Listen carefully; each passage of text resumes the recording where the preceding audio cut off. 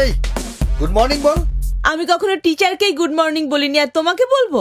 পাগল কোথাকার।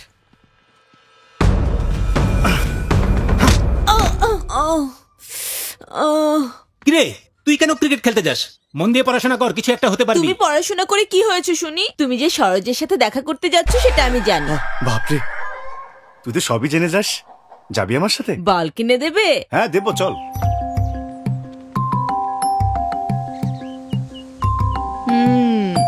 সুন্দর।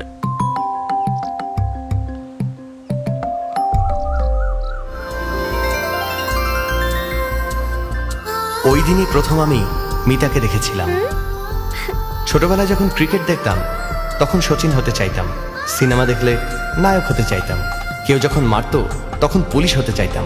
কিন্তু মিতাকে দেখার পর সেদিন থেকে আজ পর্যন্ত আমি ওর হাজবেন্ড হতে চাই। তোমরা যাও, আমি এখানেই ঠিক আছি। তোমার নাম কি? মিতা চক্রবর্তী। আর তোমার? রাজ, শ্রীরাজ। আমি তোমাকে স্কুলে কখনো দেখিনি। আমি তোমার স্কুলে পড়ি না, অন্য স্কুলে পড়ি। ও, ওখানে ওরা কি করছে? ওখানে ওরা খেলছে। চলো আমরাও খেলি। আমি খেলতে পারি না। আমি শিখিয়ে দেব, চলো। আচ্ছা।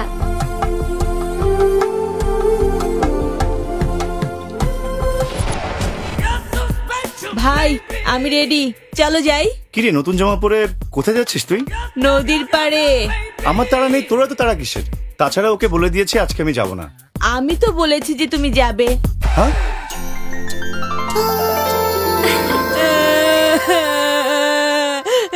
এই চুপ কর বললাম। তুই তো বাংলায় ঠিক মতো পড়তে পারিস না, আবার ইংলিশ মিডিয়ামে পড়তে চাস। আরে বাদ দাও না, যেখানে পড়তে চায় পড়তে দাও।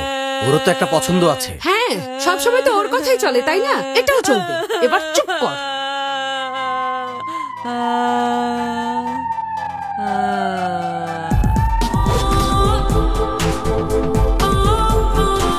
এই শোন।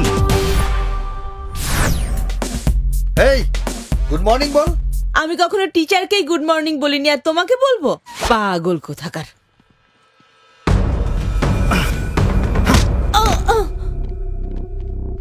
স্যার আসছে। Good morning.